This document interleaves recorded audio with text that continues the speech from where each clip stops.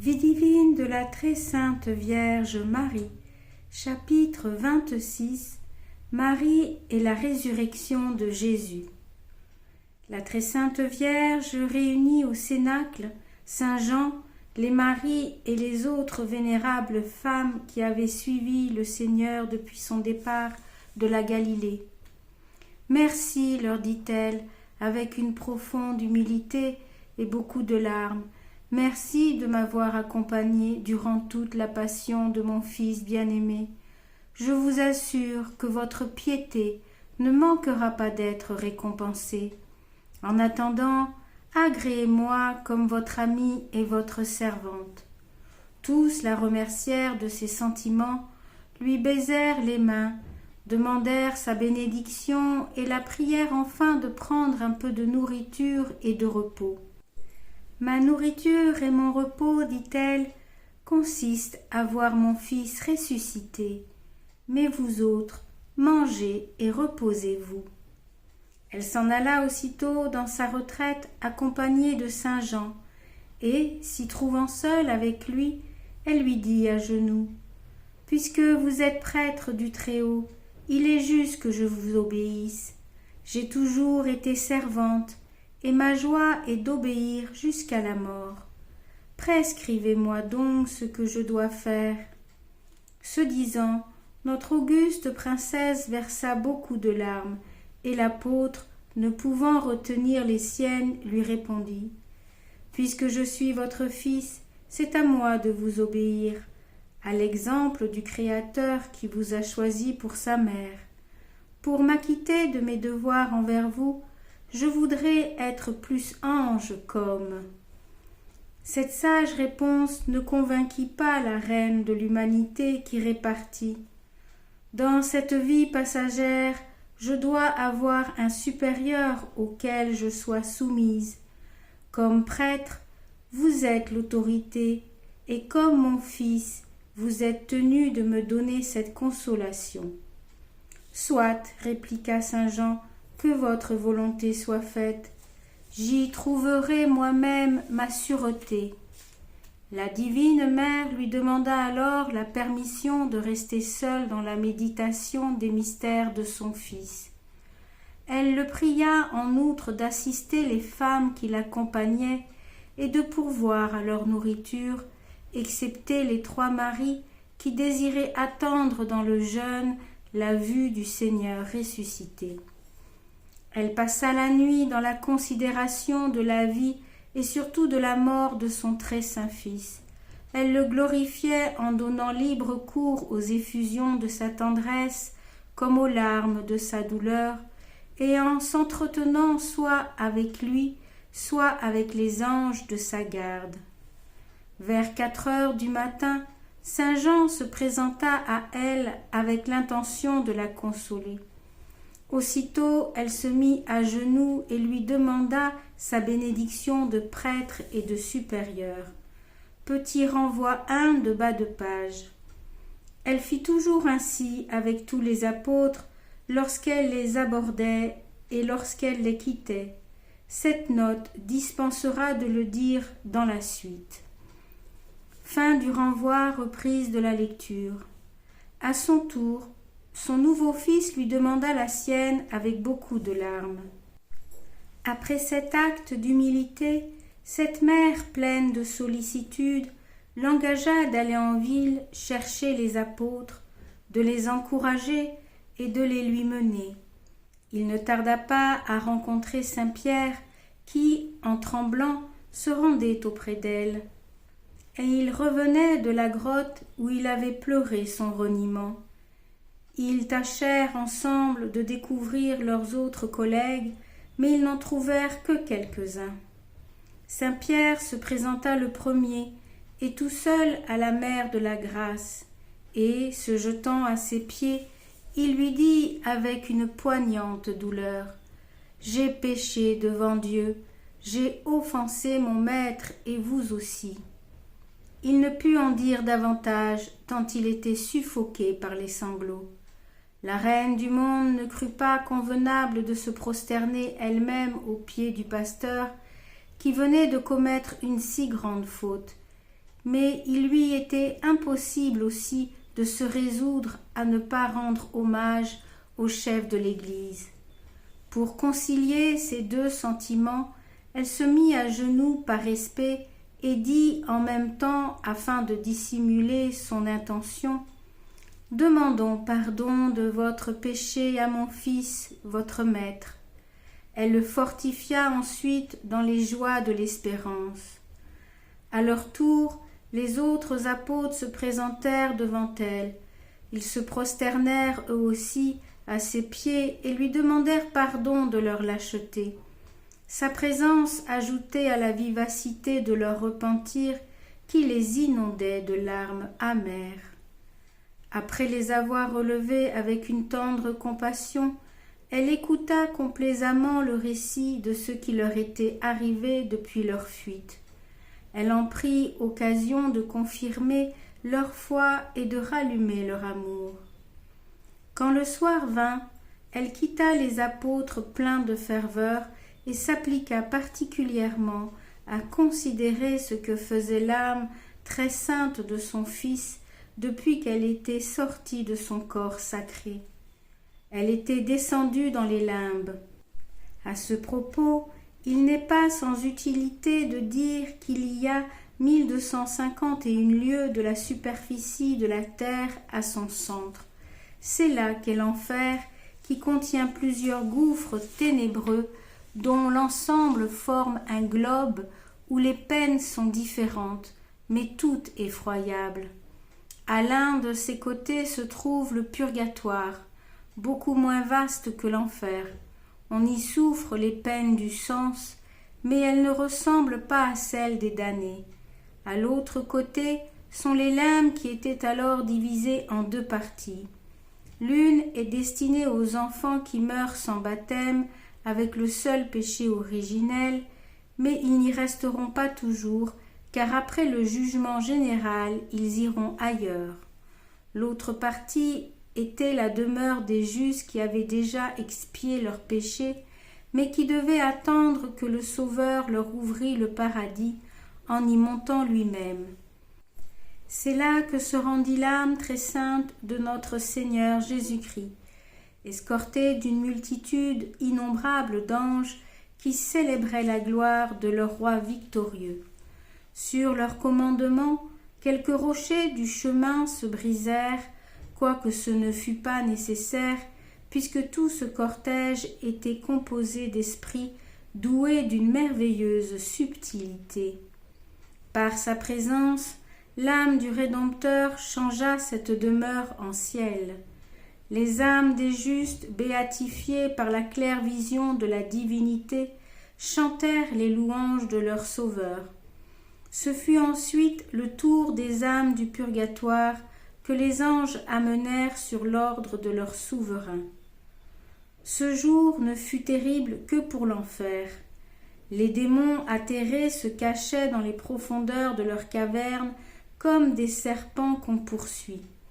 Les damnés, surtout Judas et le mauvais larron, furent accablés d'un surcroît de douloureuse confusion. La grande reine de l'univers eut connaissance de tous ces mystères. Elle en éprouva une allégresse ineffable, qu'elle ne voulut pas laisser pénétrer dans la partie inférieure de son âme, parce que le corps de son fils était encore dans le tombeau. Mais comme mère et coadjutrice de l'adorable triomphateur, elle lui adressa des cantiques de louange en attendant ceux de la résurrection.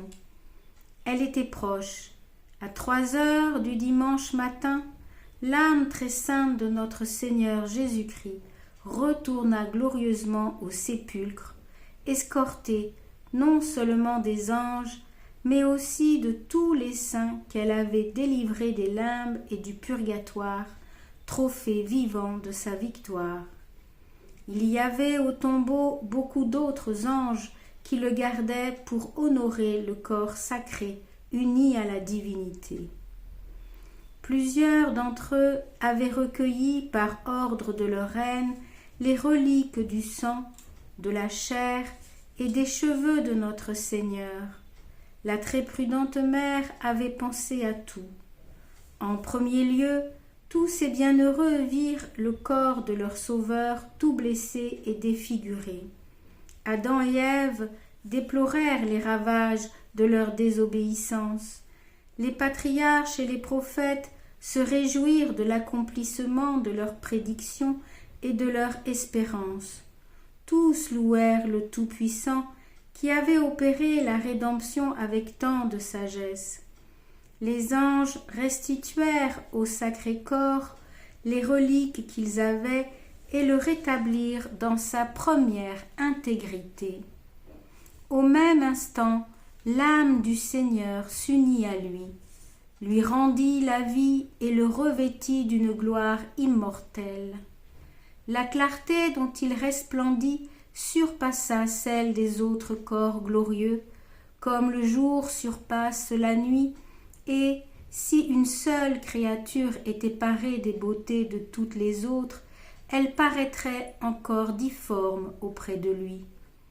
L'impassibilité la franchit de toute altération. La subtilité le purifia de tout ce qui était terrestre, de sorte que, semblable à un esprit, il pouvait sans résistance pénétrer tous les autres corps. Et enfin, l'agilité le délivra du poids de la matière, au point qu'il dépassait la libre activité des anges. Quant à ses plaies des pieds, des mains et du côté, elles avaient tant d'éclat qu'elles rehaussaient sa ravissante beauté comme d'un trait caractéristique le plus admirable. Notre Seigneur sortit du sépulcre rayonnant de toutes ses magnificences. Il promit au genre humain la résurrection universelle comme un effet de la sienne et aux justes leur future glorification dans leur propre chair. Comme gage de cette promesse, il ressuscita beaucoup de saints qui se trouvaient là, comme le rapporte l'Évangile. Parmi eux brillaient saint Joseph, saint Joachim, sainte Anne et les patriarches qui s'étaient distingués dans l'espérance de l'incarnation. Ils parurent à l'instant plus lumineux que le soleil. La grande reine du ciel pénétrait tous ces prodiges et y participait par la vision qu'elle avait dans le cénacle. Son corps reçut un écoulement de la joie de son âme, au moment même où l'âme de son Fils s'unit à son corps. Elle passa incontinent d'une profonde désolation à une consolation céleste. Elle fut toute transformée. Saint Jean, qui en ce moment vint lui rendre visite comme la veille, fut ravi de trouver resplendissante de gloire celle qui naguère était presque méconnaissable à cause de son affliction. À ce spectacle, il pensa que le Seigneur était sans doute ressuscité. Comme notre auguste princesse se disposait par des prières et des cantiques à la prochaine apparition de son Fils, elle sentit tout à coup quelque chose de merveilleux qui répondait à la grandeur des peines qu'elle avait endurées et une infusion plus considérable qu'autrefois des sentiments et des lumières qui précèdent la vision béatifique. Après cette préparation, notre Sauveur entra avec sa glorieuse escorte. Sa très sainte mère, s'étant prosternée, l'adora profondément. Il la releva et lui fit une faveur qu'elle n'aurait pu recevoir sans défaillance si elle n'eût été fortifiée par les anges et le Seigneur lui-même. Ce bienfait imprévu consista en ce que le corps glorieux de Jésus-Christ pénétra celui de sa très pure mère qui devint tout resplendissant, comme un globe de cristal qui renfermerait le soleil. Cette grâce tout extraordinaire l'éleva à la contemplation des mystères les plus sublimes. Parvenue à ces hauteurs, elle entendit une voix qui lui disait « Montez encore, montez plus haut ». Et à l'instant, elle fut élevée à une vision béatifique qui fut la plus belle de celles dont elle avait été favorisée jusqu'alors. Elle jouit pendant quelques heures de l'être de Dieu avec son Fils et participa à sa gloire comme elle avait participé à ses douleurs. Elle descendit ensuite de cette vision par les mêmes degrés qu'il y avait amenés. Elle eut de très doux entretiens avec son Fils bien-aimé et reçut abondamment en cette circonstance tout ce qui peut être accordé à une simple créature. Après toutes ces faveurs, elle s'adressa aux justes qui accompagnaient Jésus-Christ. Elle les reconnut tous et parla à chacun d'eux selon son rang, en les félicitant de leur sortie des limbes et en louant Dieu de cette grâce. Elle conversa particulièrement avec saint Joachim et sainte Anne, saint Joseph et saint Jean-Baptiste, Adam et Ève. Ils se prosternèrent tous à ses pieds et lui rendirent hommage comme à la mère de leur Sauveur et à la coadjutrice de leur rédemption. Ils voulurent, conformément aux dispositions de la divine sagesse, l'honorer d'un culte de vénération, mais elle-même se prosterna devant eux par respect pour leur sainteté. À la fin de cet entretien, elle les invita, ainsi que les anges, à glorifier par des cantiques nouveaux le triomphateur du péché, de la mort et de l'enfer. Instruction de la très sainte Vierge. Ma fille, vous avez vu de quelle manière je me suis comportée dans le cours de la Passion, avec quel zèle je pris soin des apôtres, des saintes femmes et des préparatifs de la sépulture, et comment je conciliais toujours les occupations extérieures avec les opérations de mon âme, sans que les unes empêchassent les autres. Pour m'imiter en cela, il faut que ni la fréquentation inévitable des créatures, ni les travaux de votre état, ni les peines de cette vie, ni les tentations du démon ne détournent votre attention et ne troublent votre intérieur. C'est là, dans ce sanctuaire tranquille et silencieux, que vous jouirez des communications de Dieu. Pour ne pas en être privé, gardez-vous de toute négligence volontaire, de toute attache naturelle et de tout soin inutile. Sans cette précaution, que de faveurs ici-bas et surtout quelle récompense là-haut serait perdue. Ce serait d'autant plus regrettable que ces récompenses sont augmentées pour la plus petite action méritoire que l'on a faite en état de grâce, quand ce ne serait que remuer une paille ou donner un verre d'eau pour l'amour de Dieu. Cette augmentation s'étend non seulement à toutes les qualités des corps glorieux que vous venez d'examiner en Jésus-Christ, mais encore aux dons de l'âme qui sont la vision, la compréhension et la jouissance. Pour le moindre mérite, on aura donc plus de connaissance des attributs de Dieu que n'en ont acquis les docteurs de l'Église, une sécurité dans la possession de Dieu qui satisfait plus que tous les charmes des créatures, et enfin une plus ample jouissance de Dieu avec de si grandes délices que rien en ce monde ne leur est comparable. Si la moindre action faite pour Dieu a de telles récompenses, quelles ne seront pas celles des actions héroïques des saints et des martyrs?